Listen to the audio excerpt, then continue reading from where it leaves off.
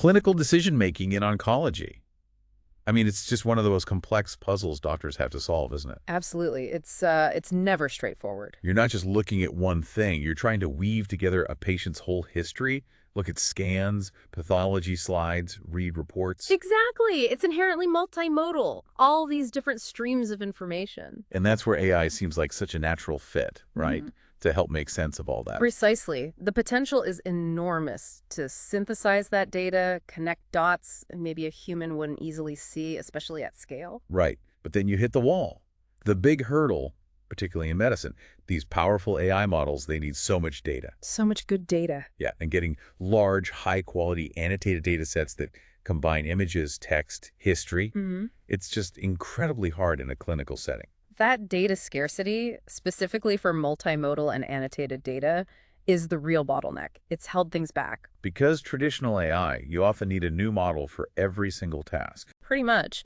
And each one needs its own specific, often painstakingly annotated data set. Think about the expert time involved. Labeling thousands of images, marking up reports. Yeah, it doesn't scale. Not across all the questions we need answers to in oncology. And we've seen attempts, right?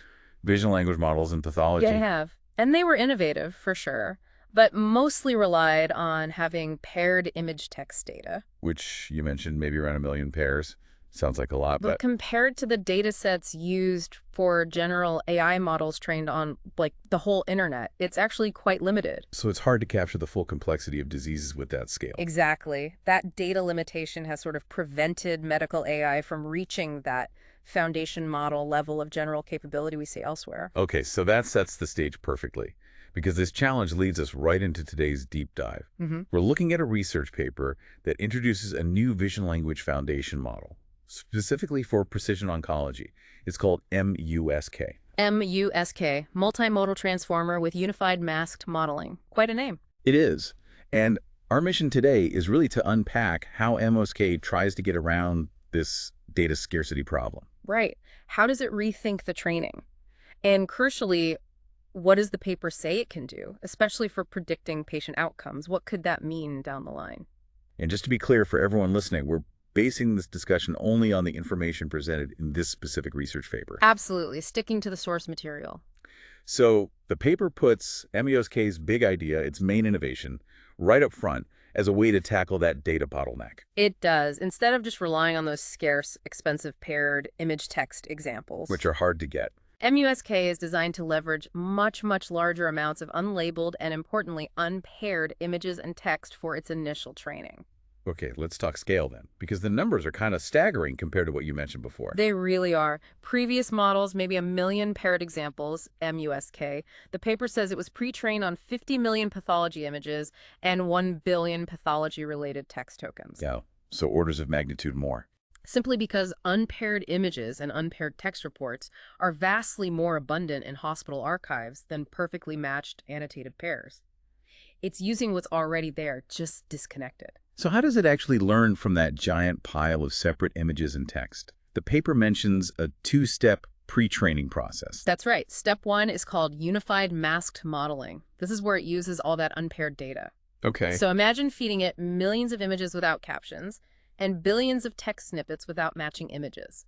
The model learns by, say, predicting missing patches in an image or masked out words in a text report. So it's learning the language of pathology images and the language of pathology reports independently first. Exactly. It's building up a really deep understanding of the patterns and structures within each modality separately, using that huge data set that's just, well, available. Okay, so it understands images, it understands text, but they're still separate worlds at this point. Pretty much. Then comes step 2. This uses a smaller set, though 1 million or so paired image text examples. The kind previous models relied on entirely. Right, and here it uses contrastive learning. Basically, having learned about images and text separately, this step teaches the model how to align them. How to connect the dots. Precisely. It learns to bring the representation of an image closer to the representation of its corresponding text description and push it further away from descriptions of other images. It learns which visual features match which text concepts. That makes sense. Build the foundations separately with lots of data, then align them with less but more specific data. Exactly. It's a clever way to maximize the value of both the abundant unpaired data and the scarcer paired data. And the paper also mentions some pathology-specific tweaks, like a special image tokenizer. Yes, crucial details. A pathology-specific image tokenizer helps it better process the unique visual patterns in pathology slides, like cell shapes, tissue structures. Things you wouldn't see in a regular photo. Definitely not. And specialized data augmentations make it more robust to the variations you see in staining or scanning across different labs. These tailor the general approach specifically for pathology. So the strategy is build a strong base with tons of unpaired data, then align vision and language using paired data. Seems powerful for domains like medicine where paired data is the bottleneck. It really does. Okay, so MUSK is pre-trained. What can it actually do? The paper stresses its ability as a foundation model, meaning it can tackle lots of tasks with little or no extra training, zero-shot or few-shot learning. That's the promise of foundation models, yeah. They learn general capabilities that transfer well, and the paper really puts MUSK through its paces, testing it on 23 different benchmarks. 23? Yeah. Okay, let's hit some highlights. What about cross-modal retrieval? Sounds useful. Super useful. It's basically searching across modalities, give it an image, find relevant text reports, or vice versa. And how did MSK do? Very well. According to the paper, even zero-shot. On the PASS MMU dataset, for finding text from an image query, MUSK got a recall at 50 of 34.4%. We'll call it 50, meaning the right text was in the top 50 results about 34% of the time. Exactly. And that was significantly better than the next best model, CONCH, which was at 27.3%. Similar gains on other datasets, too. Shows it's linking image and text concepts effectively right out of the box. Impressive for zero-shot. What about asking it questions about an image? Visual question answering, VQA. Yep, Path VQA. Give it an image, ask something like, what type of cells are prominent? And it answers. And the results. This was quite striking. MSK apparently significantly outperformed not just other foundation models, but also a model called K-Path VQA, which was a model specifically designed and trained only for that Path VQA task. MSK got 73.2% accuracy, while the specialized model got 68.9%. Wow, so the general foundation model beat the specialist model on its home turf. That's what the paper reports. It really speaks to the power of that broad pre-training. It learned visual and language understanding so well that it could apply it better than a narrow model. Okay, so it links modalities, answers questions. Can it do bread and butter image classification, like identifying tumor types? Absolutely. They tested its visual encoder, strong performance in zero-shot classification, again showing general ability. What about few-shot? That seems relevant for rare diseases. Yes, very relevant. And it showed superior accuracy there, too. On one dataset, Unitopatho, using just 10 examples per class, that's the 10-shot scenario, MUSK apparently boosted accuracy by nearly 10% over the previous best. That's a big jump with very little data. It is, and even in standard supervised classification with full training data, it achieved a high average accuracy of 88.2% across 12 datasets, beating other foundation models. Okay, and digging deeper into the biology predicting molecular biomarkers, things like gene mutations or protein levels directly from the slide images. Yes, a huge area for precision oncology, things like ER, PR, HER2 status in breast cancer, or IDH mutation in brain tumors. These dictate targeted therapies. How did MSK fare? The paper reports superior prediction accuracy consistently. For HER2 status in breast cancer, which is critical for deciding on drugs like Herceptin, MUSK achieved an AUC of 0.826. AUC, area under the curve. Basically how well it distinguishes positive from negative. Exactly. 0.826 is strong. And the paper showed this was significantly better than other leading pathology AI models like GigaPath or CONCH, which were in the 0.77 to 0.78 range. So, across retrieval, Q&A, classification, biomarker prediction, it seems strong. But the paper really seems to pivot towards outcome prediction as a major contribution. I think that's fair. Predicting outcomes like relapse, survival, treatment response is arguably much harder and clinically maybe even more impactful than just diagnosis or classification. And this is where the multimodal aspect really shines, combining images and text. That's the core argument the paper makes based on its findings, yes. Integrating insights from both the slide images and the corresponding pathology reports provides a richer picture for predicting what will happen to the patient. Okay, let's get into those outcome predictions. First up, melanoma relapse. Right. Predicting if melanoma will come back after surgery is tricky using just standard factors like tumor thickness. So what did they do? They used a dataset called Visiomel, 1,342 patients, with both images and reports to predict 5-year relapse risk. And MUSK's performance. Using both modalities, it achieved a superior AUC of 0.833. Again, strong predictive power.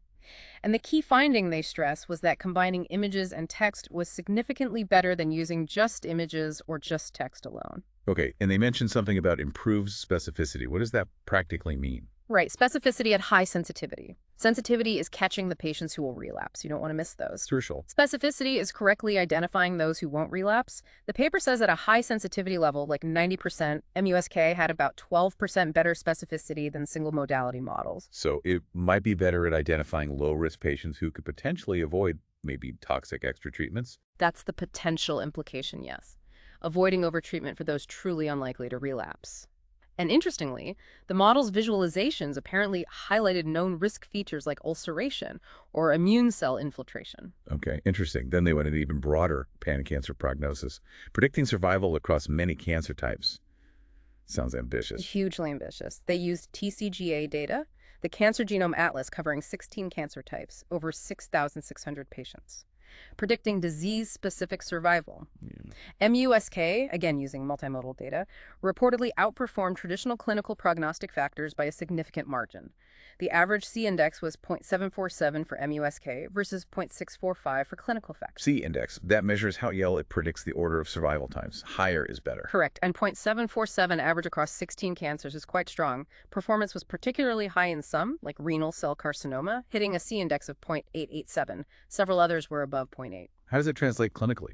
Can it separate patients into risk groups? Yes, the paper showed Kaplan-Meier curves, where MUSK's risk score significantly stratified patients into high and low-risk survival groups across all cancers tested. Like really separated them? Dramatically in some cases. In that renal cancer example, the hazard ratio between the high and low-risk groups was over 30, a massive difference in risk. Wow. And importantly, this MUSK risk score was an independent predictor, adding value beyond standard clinical factors. And again, the multimodal approach was key. Okay, finally, the really hot topic, predicting response to immunotherapy. This is a huge challenge. It really is. Immune checkpoint inhibitors, ICIs, can be transformative, but only for a fraction of patients.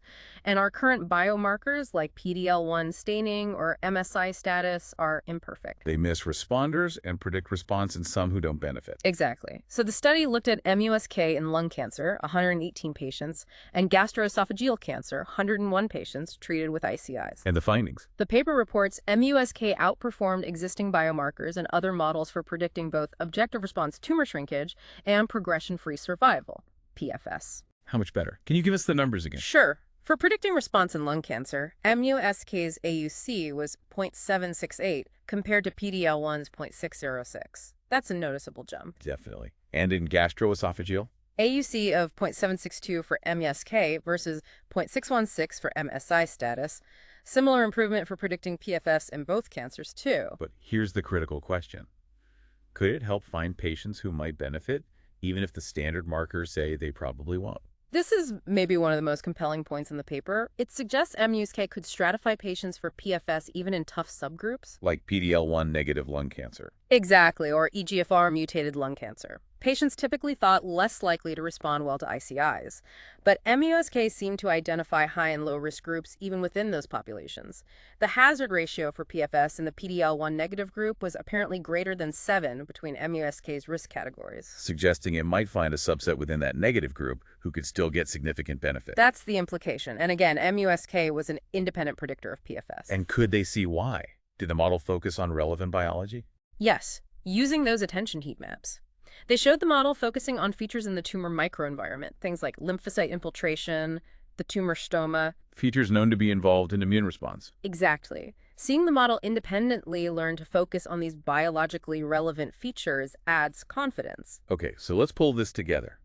The power of MUSK, based on this paper, seems to come from two key things. First, learning from that massive amount of easily available unpaired data.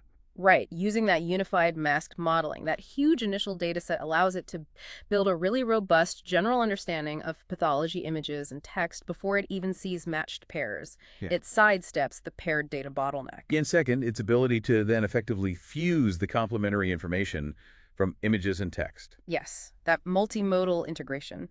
The paper consistently found that combining visual features and text descriptions led to better outcome predictions than using either one alone. They work synergistically. And this whole approach learned foundations from unpaired data. Aligned with paired data, it probably isn't limited to just pathology, right? That's a great point. The paper does suggest this paradigm could potentially be applied elsewhere in medicine. Think radiology images and reports, dermatology photos and notes. Maybe even adding in structured data, genomics. Potentially, yes. It opens up possibilities for building powerful foundation models in other data-rich but complex medical domains. Okay, the results in the paper sound incredibly promising. Superior performance, especially on those complex outcome predictions. But what needs to happen before something like this could actually be used in a clinic? The paper must address this. Oh, absolutely. It's very clear that strong research results are just the beginning. Critical next steps are rigorous validation, Meaning, testing it on much larger independent data sets from multiple different hospitals and clinics. You have to prove it works consistently in the real world with all its variability, that it's robust and generalizable. and that's essential before it could ever guide patient treatment. Definitely. For high-stakes decisions, you need regulatory approval, which requires solid evidence from prospective clinical trials. You need to show in a real clinical setting that using the model actually improves outcomes or decisions compared to the current standard of care. So a long road still, but a promising direction. A very promising direction, yes. So to sum up this deep dive based on the paper, MUSK looks like a significant step towards creating these powerful general AI tools for precision oncology. It tackles data scarcity using unpaired data cleverly. And its real strength seems to lie in that multimodal integration for predicting crucial outcomes, relapse, prognosis, immunotherapy response, using routine clinical data. It really paints a picture of AI moving beyond just diagnosis. Towards providing predictive insights that could genuinely personalize treatment strategies. Which brings us to the final thought for you, our listener. How might a tool like MUSK-1 that can apparently find these hidden predictive patterns in the pathology slides and reports already being generated every day, how might that fundamentally change the conversation around personalized cancer treatment? What could it mean for patients if we can better predict their future path and tailor therapy accordingly? Something to think about.